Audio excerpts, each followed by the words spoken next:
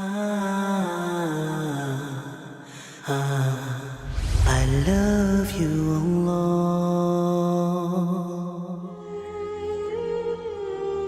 Today, all mothers and fathers are crying that they don't even have control over children as young as 5. You know, as young as 5, they will turn around and look up at their mothers and fathers and say, hey, who are you to tell me to do this? Who are you? They will answer back. The hadith which Hafiz al-Munziri has related in Targhib wa Tarhib on the authority of Awan ibn Hawshim comes to mind.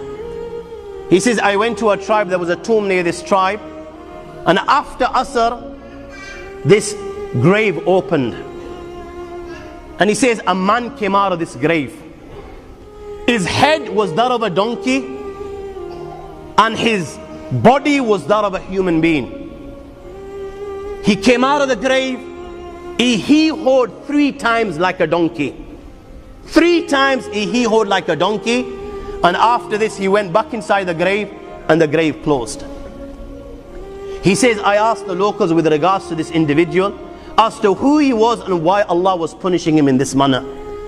So he says that the locals informed me that this young individual, he would take alcohol, he would drink, he had the habit of drinking.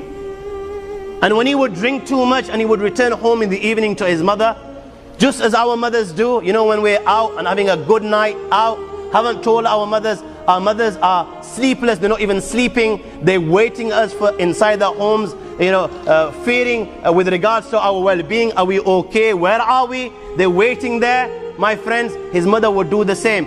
When he would return and she would see him intoxicated, to save him from Jahannam and the fire of hell and the punishment of the Akhirah, she would give her son nasiha, and she would say to her son, oh my son, ittaqullah, fear Allah subhanahu wa ta'ala, stay well away from this thing, al-khamru jumma al-ithm, this is the mother of all evils, ummul khabaith, oh my son, rizsu min amali shaitan, is a filthy thing, is from the handicraft and works of the shaitan. فَاجْتَنِبُوا لَعَلَّكُمْ تُفْلِحُونَ. Oh my son, if you want success, if you want to go to paradise, then don't even go near this. Oh my son, do you not realize this, the shaitan through this, يُرِيدُ أَن يُصَدَّكُمْ مِنْ ذِكْرِ اللَّهِ وَعَنِ الصَّلَاةِ, that the shaitan through this wants to stop you from the dhikr of Allah and wants to stop you from prayer. When she would give her son to see it in this manner, you know what he would do? He would turn around to his son and mom and say, oh mom, stop hee-hawing like a donkey.